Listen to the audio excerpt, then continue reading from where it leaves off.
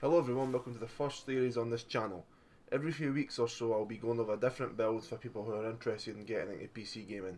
My main goal is to inform you on what is the best hardware at certain price ranges. If you check the description you'll see a link to a website called PC Part Picker where I put together all of my list. The build for this episode will focus on a cheap gaming PC capable of running most AAA titles at around 1080p 60fps with hopefully medium settings depending on how well the game's been optimised. I know a lot of people like Battle Royale games like Apex Legends and Fortnite, and this PC will run those titles pretty easily. The first part up on the list is the Ryzen 3 1200 CPU clocked at 3.1 GHz. This is a 4-core, 4-thread processor which is fantastic at its price point. It can also be overclocked for an extra bit of performance, so that's always a plus, and it only costs £65 on Amazon, so it isn't that pricey. We're pairing that up with the ASRock B450M motherboard which is priced at £52. The reason I selected a slightly dearer motherboard was because the B450M can overclock, and if you're on a tighter budget, that extra performance can, keep up with your friend's PC if they've got a better one or whatever. But if you want a cheaper one, you can always go for the Gigabyte GA A320M, which is £6 cheaper, and it doesn't have overclocking capabilities, but if you don't care about that, it shouldn't really matter. Next up is the RAM, and I've gone for two 4GB sticks of Team Vulcan clocked at 3000 MHz, which costs £53.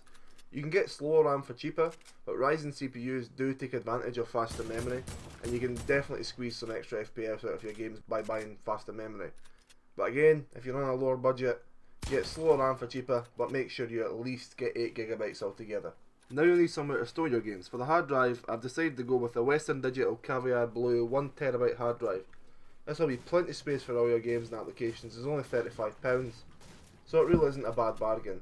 I wouldn't suggest going below 1TB though, because games have got massive nowadays, so I wouldn't really recommend it. For the power supply, I've gone for an EVGA 500W 80 plus bronze model. This costs £40, is an excellent choice for the price. I personally wouldn't go any lower, as skimping on a power supply can cause problems further down the line, so reliability is vital.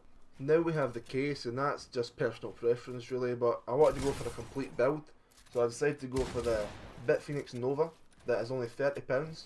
I personally have this case and I'd recommend it for people looking for quality on a low budget, but as I've said, it's personal preference. You can spend as little or as much as you want on the case. Just make sure if the case comes with a power supply already, get rid of it because it's probably cheap crap.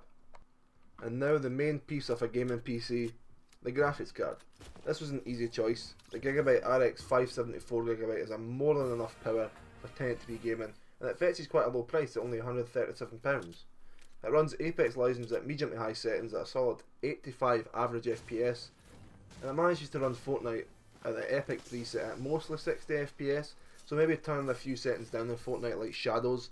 It'll make a much more stable frame rate and a better all round playing experience in my opinion. So that is a complete build right there. I hope anyone who decides to go with this has an awesome time building it and also gaming on the PC platform. Is it a console killer? Please leave your feedback and let me know in the comments below. And perhaps like this video and maybe even subscribe. I'll see you guys in the next one.